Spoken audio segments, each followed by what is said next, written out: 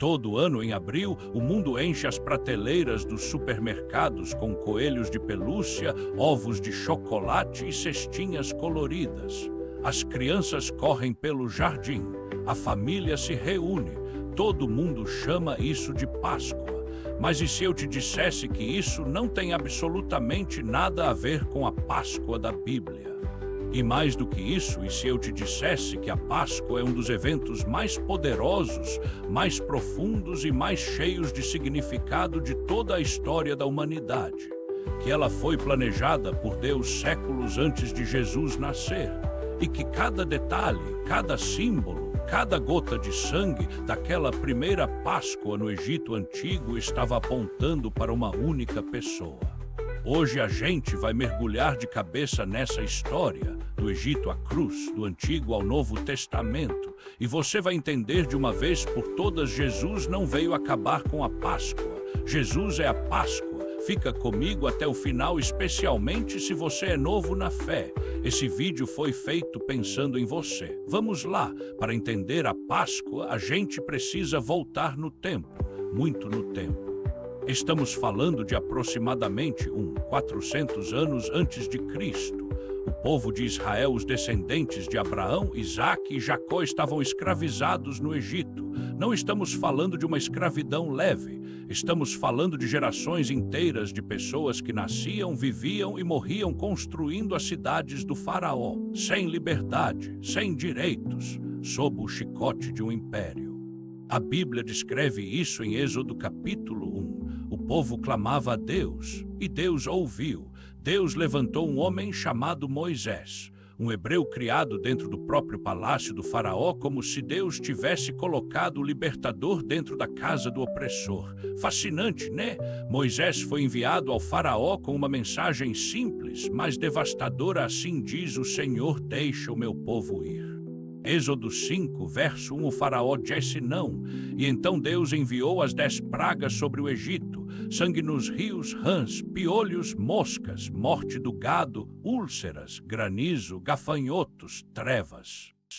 9 pragas, 9 vezes o faraó endureceu o coração, e então chegou a 10ª praga, a mais terrível de todas, a morte dos primogênitos. Deus anunciou que o anjo da morte passaria por toda a terra do Egito e o primogênito de cada família de homem e de animal morreria.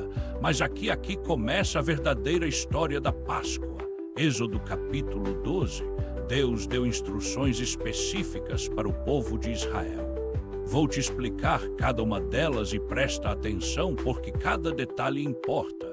Deus disse que cada família deveria separar um cordeiro, não qualquer cordeiro, um cordeiro sem defeito, sem mancha, de 1 ano de idade, macho, perfeito. Por que tão específico? Porque o sacrifício precisava ser puro.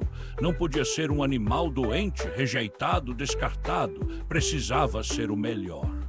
No dia 14 do mês de Nisan, ao anoitecer, o cordeiro seria abatido, e o sangue desse cordeiro seria colocado nas 2 ombreiras e na verga superior da porta das casas. Em Êxodo 12, verso 13, o sangue vos será por sinal nas casas em que estiverdes. Verei o sangue e passarei por cima de vós. O anjo da morte passaria, mas onde visse o sangue do cordeiro na porta, ele passaria por cima, não entraria. A família estaria protegida. Esse é o nome da festa Pesach em hebraico, que significa exatamente isso: passar por cima, poupar. Proteger, em português, a gente traduz como Páscoa. O cordeiro seria assado não cozido, assado no fogo, e seria comido com pão sem fermento e ervas amargas. O pão sem fermento representava a pressa da saída, não havia tempo para o pão crescer. As ervas amargas representavam a amargura da escravidão.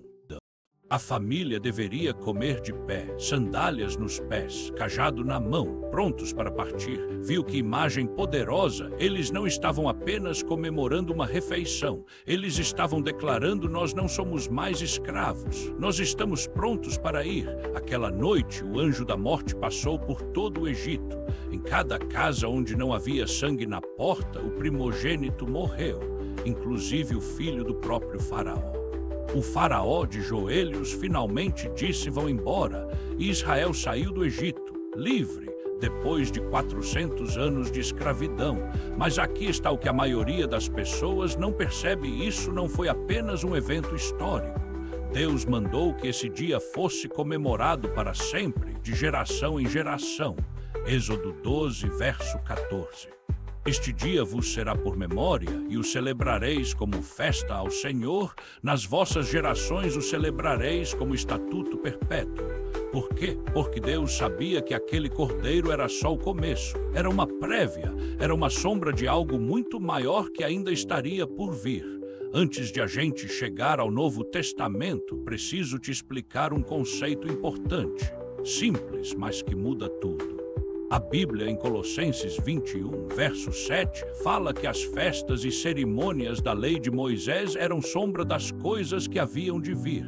A Bíblia diz que são sombras das coisas futuras, mas o corpo é de Cristo. Deixa eu te dar um exemplo prático. Quando o sol está atrás de você, a sua sombra aparece na frente. Antes de você chegar em algum lugar, a sua sombra já chegou. E olhando para a sombra, você consegue ter uma ideia de como é a pessoa, mas é só uma sombra. Não tem cor, não tem detalhes, não tem vida. Toda a lei do Antigo Testamento funcionava assim em relação a Jesus. O Cordeiro Pascal era a sombra, Jesus é a realidade. Os sacrifícios de animais eram a sombra, a morte de Jesus na cruz é a realidade. A saída do Egito era a sombra, a libertação do pecado através de Cristo é a realidade. Hebreus 10, verso 1. Diz exatamente isso: a lei tinha a sombra dos bens vindouros, não a própria imagem das coisas. Com isso em mente, agora sim, vamos para o Novo Testamento. Voltemos ao ano aproximado de 30 depois de Cristo. O povo judeu ainda celebrava a Páscoa todos os anos, lembrando da saída do Egito. E é exatamente nesse cenário que João Batista vê Jesus se aproximando para ser batizado. E ele diz algo que vai mudar a história do mundo. João 1, verso 29, eis o Cordeiro de Deus, que tira o pecado do mundo. Repara nas palavras. João não disse eis um bom homem, não disse eis um profeta. Ele disse Cordeiro de Deus. Qualquer judeu presente ali sabia exatamente o que isso significava. Um cordeiro é um animal de sacrifício. Um cordeiro é aquele que morre para que outros vivam. João estava dizendo: aquele ali é o Cordeiro Pascal definitivo. Avancemos para a noite antes da crucificação de Jesus. Lucas 22. Jesus e seus discípulos estão celebrando a ceia da Páscoa juntos. A mesma ceia que os judeus celebravam há 400 anos, lembrando do Egito. Jesus faz algo que nenhum judeu jamais havia feito. Ele pega o pão sem fermento, o pão da Páscoa, e diz: isto é o meu corpo, que é dado por vós. Fazei isto em memória de mim. Lucas 22, verso 19, e pega a taça de vinho e diz: este cálice é o novo testamento no meu sangue, que é derramado por vós. Lucas 22, verso 20. Jesus estava reinterpretando a Páscoa. Ele estava dizendo: tudo aquilo que vocês comemoraram por 400 anos, o cordeiro, o sangue e a libertação era sobre mim, e amanhã tudo isso vai se cumprir. No dia seguinte, 14 de Nisão, o mesmo dia em que os cordeiros pascais eram sacrificados no templo, Jesus foi crucificado, não por acidente, não por coincidência, por cumprimento profético. Olha os detalhes que a Bíblia registra e compare com as. Isso não é coincidência. Isso é Deus, do início ao fim, escrevendo uma história que converge em um único ponto: a cruz do Calvário. Paulo, em 1 Coríntios 5, verso 7, confirma de forma direta: porque Cristo, nossa Páscoa, foi imolado por nós. Mas a história não termina na cruz. Se terminasse na cruz, teríamos apenas mais um mártir, mais um cordeiro morto. 3 dias depois, no primeiro dia da semana, Jesus ressuscitou dos mortos. E aqui está o significado final: o Cordeiro do Egito salvou Israel da morte física.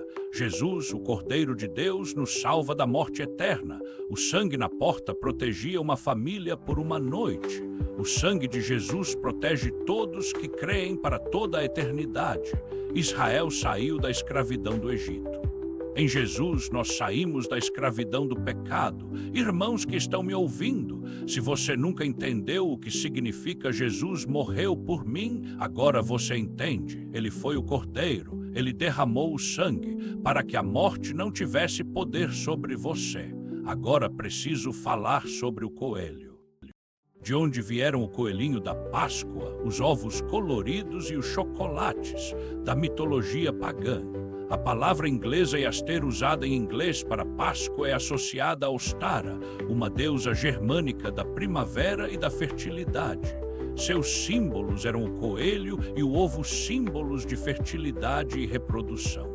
Quando o cristianismo foi se espalhando pela Europa, algumas tradições pagãs de celebração da primavera foram sendo misturadas com a celebração da ressurreição de Cristo. E com o tempo, o coelho e o ovo foram sendo incorporados ao imaginário popular da Páscoa. Eu não tenho nada contra quem dá chocolate para as crianças. Mas é importante saber que o coelho de chocolate não tem nada a ver com Jesus, com a Bíblia, com a morte e ressurreição de Cristo. Em português, curiosamente, usamos a palavra Páscoa para tudo, tanto para a festa judaica quanto para a cristã. Mas o conteúdo é completamente diferente do que a mídia e o mercado vendem. A Páscoa cristã é sobre sangue derramado, sobre um sacrifício, sobre uma morte que trouxe vida. É uma festa solene, profunda, transformadora. Não tem nada de coelhinho nisso. E olha, isso não significa que você precisa ser chato ou criticar todo mundo que come chocolate na Páscoa. Mas significa que você, que conhece a verdade, pode aproveitar essa época do ano para falar sobre Jesus com sua família, seus amigos, seus colegas de trabalho. A Páscoa é a maior oportunidade evangelística do ano. Use ela. Você pode estar me assistindo e pensando, tá, é uma história linda, mas o que isso muda na minha vida hoje? Muda tudo. Jesus não foi apenas um bom homem que ensinou boas coisas. Ele foi o Cordeiro de Deus que carregou o seu pecado. Seus erros, suas falhas, suas vergonhas, ele colocou tudo aquilo sobre si mesmo na cruz. Isaías 53, verso 6. Disse séculos antes, o Senhor fez cair sobre ele a iniquidade de nós todos. Você não precisa carregar o peso dos seus erros. Esse peso já foi colocado sobre um cordeiro, sobre Jesus. Assim como o sangue do cordeiro na porta protegia a família do anjo da morte, o sangue de Jesus te protege do julgamento eterno. Romanos 8, verso 1 diz: nenhuma condenação há para os que estão em Cristo Jesus. Você crê em Jesus? Então o sangue do cordeiro está sobre a porta da sua vida. A morte não tem poder sobre você. Israel foi libertado da escravidão do Egito, mas a Bíblia diz que existe uma escravidão pior, a escravidão do pecado. João 8, verso 34, Jesus disse: todo aquele que comete pecado é escravo do pecado. Mas também em João 8, verso 36, disse: o Filho vos libertar, verdadeiramente sereis livres. A Páscoa é um grito de libertação, não só para Israel no Egito. Para você hoje, onde quer que você esteja. Se você está assistindo esse vídeo e nunca abriu o coração para Jesus, eu quero te fazer um convite. Você não precisa ser perfeito para vir a Jesus. O Cordeiro era perfeito por você. Você só precisa crer, reconhecer que você precisa dele e pedir que ele entre na sua vida. Se quiser fazer isso agora, você pode repetir em voz alta ou no silêncio do seu coração: Senhor Jesus, eu creio que você é o Cordeiro de Deus, que você morreu no meu lugar, que você ressuscitou dos mortos. Eu me arrependo dos meus pecados e te recebo como meu Senhor e Salvador. Amém. Se você fez essa oração, deixa nos comentários, eu creio. Vou orar por você. Que vídeo foi esse, hein? A gente saiu do Egito, passou pela cruz, atravessou o túmulo vazio e chegou até a sua vida hoje. Deixa eu resumir rapidinho o que a gente aprendeu. A Páscoa começa no Êxodo, Israel escravizado, o cordeiro, o sangue na porta, a liberdade. Cada detalhe daquela Páscoa era uma sombra, um apontador, uma profecia de Jesus Cristo. Jesus chegou e disse: eu sou o cordeiro. Morreu no dia 14 de Nisan sem um osso quebrado, derramando sangue que nos salva. Ressuscitou no terceiro dia, provando que a morte foi vencida. Coelho e chocolate. Tradição comercial e pagã, nada a ver com a Páscoa bíblica. O que a Páscoa significa para você: perdão, proteção e liberdade em Cristo. Se gostou do nosso vídeo, curta e se inscreva-se no nosso canal. Uma feliz Páscoa para você e sua família.